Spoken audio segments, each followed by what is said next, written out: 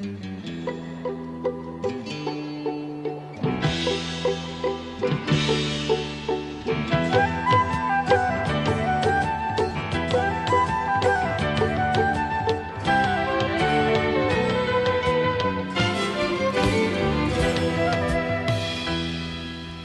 you for joining us.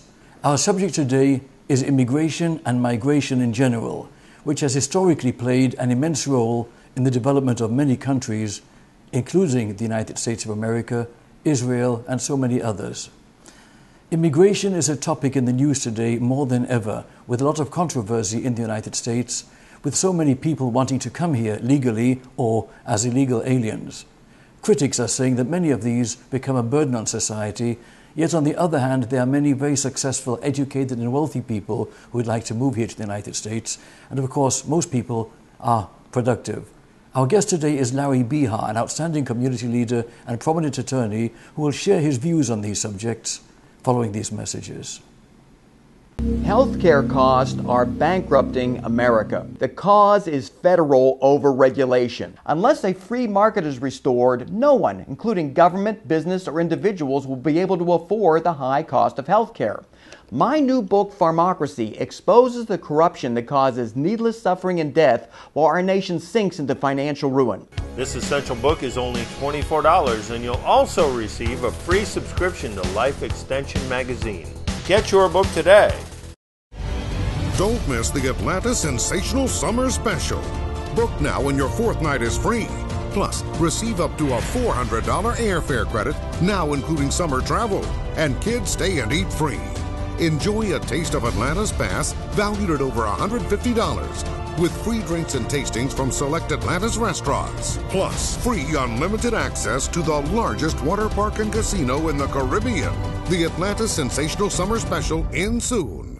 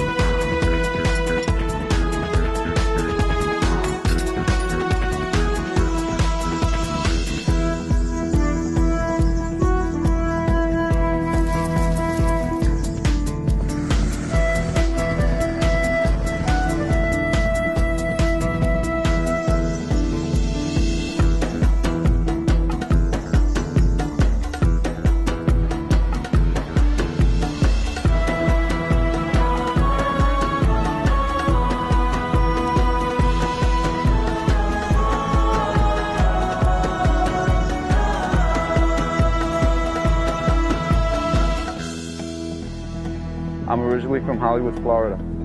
My occupation is social media marketer. I was a very active and very committed Jew in Canada. I came from Mexico. We always wanted to live in Israel. Shalom, my name is Shmuel. I came to Israel in 1981. I knew I wanted to come here at age 16. I was born and grew up in South Africa. I'm an American and I'm very proud of being an American, but I'm also an Israeli and I'm very proud of that. For these immigrants, living in Israel holds promises that could not be found anywhere else in the world. When people ask me, I say Aliyah is a really good word to describe what happens when you get here, because for us, everything just sort of like went up. Our spiritual lives, our physical lives, I think we've had an upgrade. It's like an upgrade. That's the best way that I can describe it. I just think that the benefits of being here really outweigh any negative impacts. People who have come out of choice, who chose to make a future in Israel, have made a tremendous contribution to the country in every field. People's lives are enhanced by the sense of purpose they gain from living in Israel. It's like this existential reason of why I want to get up in the morning and live my life, and I find that here every day, and I still do. For me, it's important to live in Israel because this is where my heart belongs, my soul. I was not feeling full and tired and whole in Mexico. I felt something was missing in my life. If somebody wants to do Aliyah, it has to come from their hearts. I think that the net effect of their making Aliyah is to strengthen the relationship between Israel and the diaspora, because they increase the level of understanding between Israeli society and their brothers and sisters across the ocean. For these immigrants, the decision to make Aliyah is important not only for their own lives, but also for their families and future generations. This is something of biblical proportions as far as I'm concerned, and it would be a fool not to be a part of it and to raise my family here, specifically here in Mizgava. Listen, my child is free to run about. He's at home. He's not in a minority. He's not a minority. He's in his home. He's in his homeland. He's a Jew living in his homeland, and there's nothing more natural than that. I like the fact that my children are Israeli. My kids have so much freedom here. Kids here play on the street still. That's something you just don't get in England. I felt for the first time that I loved being part of a Jewish majority. I really felt, even though when I was younger, I lived in New York, and after that I grew up in Florida, so there's a lot of Jewish people, but I never really felt 100% that I fit in. I didn't feel like the society was, a Jewish one, and to come to Israel and be here on Purim time where everyone's in costume and everyone's outside and having fun, I really felt like, wow, this is what it's like. This is what Christians feel like in America during Christmas time. And I love that feeling, and that's why I want to be here. Setting up a life in a new country is no easy task. These Olim have backgrounds. They have neighborhoods they grew up in, friends, family, jobs, and memories. These Olim had to face some obstacles along the way. In South Africa, I came from a fairly middle-class, affluent Jewish home, and I came to kibbutz where basically we had to labor and work. We created the kibbutz. We started from scratch. I think the language was a difficulty. I came with a lot more Hebrew than some people come with, so I was lucky. A lot of the bureaucracy here can be quite challenging. Every time I went into a bank for the first 3 months, I cried. But I can't point to one specific problem or issue that we've had in the last 2 years and say, this is because we made Aliyah. It's life. It's life there. It's life here. Israel's not seeking to assimilate Olim. Israel wants to be affected by Olim. Despite the challenges of moving to a new country, Olim feel that it is worth it. They would not have it any other way. Nothing in life is easy that's worth value. At least nothing that I have ever felt good about accomplishing ever came that easy. And that along the way there are bumps in the road, but bumps in the road get fixed. And you learn an awful lot. And there's a welcome community here that wants you to be here. Either you were born in America, Argentina, it's all by chance because we were running from one place to another. This is our home. This is where we come from. This is a modern miracle. You have to understand that 3 years after our people were almost wiped off on the face of the earth, the state of Israel came to being. This is miraculous. And today Israel is a modern, liberal, democratic country, freedom for all, equal rights for everybody, living in the most hostile area in the world. And look how we flourish. All Olim have different stories and backgrounds, but they share a dedication to the Zionist dream. They share a homeland. I've never thought of going back to South Africa. This is home, and my roots, and I feel that I can rest here. I feel very comfortable here. Yeah, this is home. I don't feel like I'm a stranger here. When I came to Israel, I was normal. I was like everybody else. It was like coming home.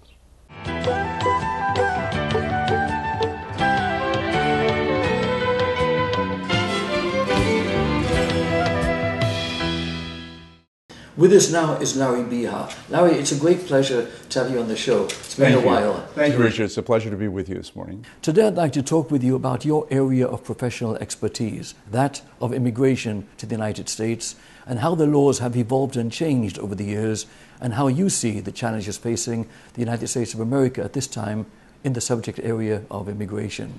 Well, as you know, Richard, our country has been a welcoming country for immigrants for many decades. As a matter of fact, immigrants have been one of the major catalysts to success within our country.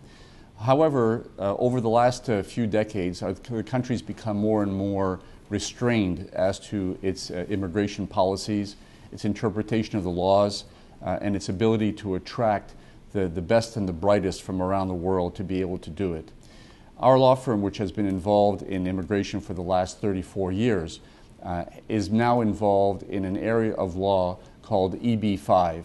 EB-5 stands for Employment-Based Fifth Preference, and that is an area of law which allows many high net worth immigrant investors to be able to come to the United States, create 10 jobs per investor family for American citizens or residents, and to be able to allow them to become green card holders in the United States.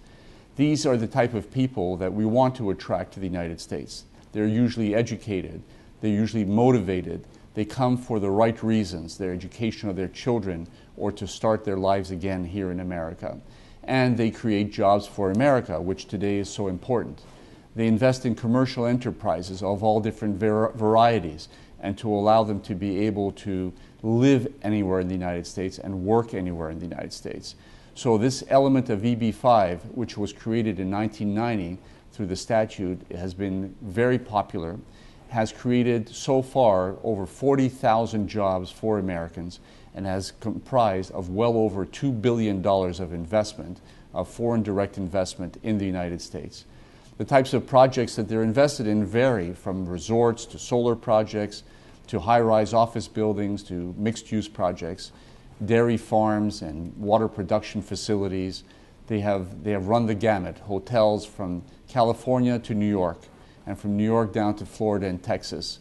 So the program is developing. Unfortunately, it's capped at 10,000 visa numbers every year. Now, this may seem like a lot of people, but if you include the spouses and children that are associated with that primary applicant, it's not that big a number. So you have approximately 4,500 true immigrants per year who are investing anywhere from either $500,000 or $1 million in a program or a project within a regional center in the United States. It's still the right route to go. It's still the right way to take things for America, because it creates a silver lining within our own job elements in America to be able to allow us to grow and to develop. I think it's a very interesting and worthwhile program that makes really a lot of sense, but as usual, there are some people out there who criticize this program, while inconsistently they seem to favor an open-minded leniency regarding refugees and illegal aliens at the same time. I've had the privilege of being able to visit various politicians in government in Washington on several occasions, and I'm always amazed at their ability to trade off and to try to find a middle road in their legislation. I think much of the immigration policies in the United States are based on political considerations. And those political considerations are generated from the populations within their own districts. So if the politicians listen carefully to their own populations and their own electorate, then they will interpret those policies in Washington. Unfortunately, in the last decade or so, there has been a policy of xenophobia in the United States. We always have the fear that immigrants are going to bring something to America that is not desirable. Well, I can assure you, after having visited 41 different embassies and consulates around the world personally, that the State Department does an excellent job in ferreting out who has a criminal record, who has a contagious disease, who is not a desirable person, who has frauded the United States or attempted to defraud the United States, and who is trying to come to America under false pretexts. Between the State Department and the United States Citizenship and Immigration Service, these two agencies do a very thorough job of verifying whether or not an immigrant coming to America is going to be qualified or not. Our country still receives well over 800,000 immigrants every year. The EB-5 program only qualifies for 10,000 of those 800,000. So therefore, I'm encouraging Congress to double the quota from 10,000 to 20,000 as soon as possible to allow high net worth immigrants to be able to come to the United States and to contribute to America. We can understand the trickle effect of a high net worth investor coming to the United States. Not only will he invest the $500,000 or the $1 million in his own program, but he's also going to purchase a home, he's going to purchase a vehicle, a washing machine, a dryer, all the accoutrements of a normal life in America. And this is what we want to encourage those immigrants coming to America who come here primarily for studies. We take so much for granted in America. I'm always amazed today at how much we take for granted, but an education is so important. And the competitiveness in foreign countries of education is very, very rampant. So you have very bright minds who potentially would not be able to be admitted to school only because there are certain limitations in seats for qualified universities. So therefore, these students come to America for education purposes, and then they want to remain here in the country to develop their skill sets. This is what the type of immigrants that we want to encourage in America. Many people are in favor of this program while others are critical. Is there a costly or other reason why some people are so opposed to it? That's a good question, Richard. The EB-5 program is actually a revenue neutral program in that it does not cost the American taxpayer anything whatsoever. It is entirely self-sustaining. Each immigrant investor must pay $1,500 per immigrant family to be able to apply for residency in the United States. In addition, they pay for consular fees in their home country or adjustment of status fees here in the United States. Furthermore, every regional center, which is nothing more than a geographical territory with a certain use, is required to pay $6,230 every time they make an application for designation from the United States Citizenship and Immigration Service. Immigration certainly is a rather hot subject these days. And I'd like to ask you how you see the way the United States government processes the applications of people abroad who wish to immigrate to the United States. Well, it's really fascinating because for the first time in the existence of the EB-5 program, which has been around since 1990, the stars seem to be in alignment. We have an understanding from politicians in Washington, from the business community of an awareness of the EB-5 program, from immigrant investors, and from regional center developers that this is one of the shining lights in our economy today and needs to be encouraged. Therefore, the only ones who have a real firm criticism of the program are people who are generally against immigrants coming to the United States. This is a very unfortunate xenophobic perspective because immigrants, it has been demonstrated by the General Accounting Office, always bring in 3 times more into the American economy than remove. Therefore, it is important to be able to support this program, and I have no problem in attempting to be criticized because I know of which I speak. I'm not speaking about an emotional issue. If somebody is anti-immigrant, they're going to be anti-immigrant no matter who comes to America.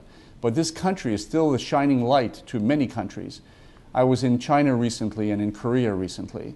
Many people live in very small spaces. They do not see the sky, the blue sky, very often. They don't drink clean water or have fresh air. These are things that we take for granted here in America, but we should not. And therefore, it still becomes a beacon of light to many immigrants who come to America, whether under the EB-5 program or any other program. I was thinking that so many talented and productive people come to America from all over the world, and they contribute to society, and also many scientists and companies from Israel and vice versa. Many American companies have facilities in Israel. Please tell our audience about the high-tech and other cooperation between the United States and Israel at this time. Well, this is one of the really exciting things, Richard, that's happening currently. Not only are Israeli tech companies coming to America to exchange technology or to participate in joint ventures, but they are also developing certain aspects of their own industry to ensure its survival globally. The United States government is now contemplating what's known as an E2 investor visa to allow Israeli companies to be able to come to the United States and invest in the United States, and to allow principal investors and specialized employees to develop companies in the United States, which is a major departure from the policy that they've had before. Certain countries already benefit from this contract of trade and commerce with the United States, such as Canada or France or Great Britain. But now Israel, which has a free trade, the only country to have a free trade between the United States and Europe and the European market, is now going to be able to allow its own companies to come to America and to develop it under the E2 investor visa. I think the area you specialize in is really exciting and positive, and the program, I believe, should be augmented. What are your thoughts on this, and how do you see the future? Well, I'm really excited about the EB-5 program. As you may know, Richard, I published a book on EB-5 called EB-5 United States Immigration Through Investment. The book is available in English and in Mandarin, and we just negotiated the rights to be able to have it translated into Portuguese and to Italian. So it's going to be available on the internet. We're very excited about that. The future looks really bright for EB-5 if we can get the support of Congress, behind it, which we feel that we will be able to do so. It represents well over 450,000 jobs for American workers in the near future.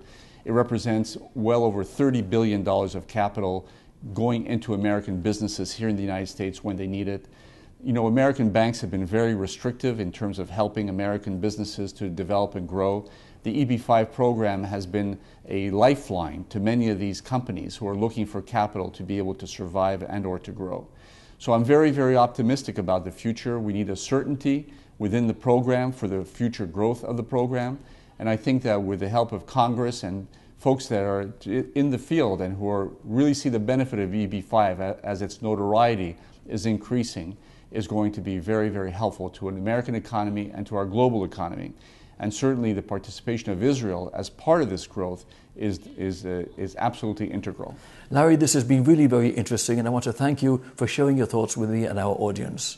Thank you. My pleasure, Richard. Thank you. This concludes our special show for today. From South Florida, I'm Richard Peritz. Thank you for being with us.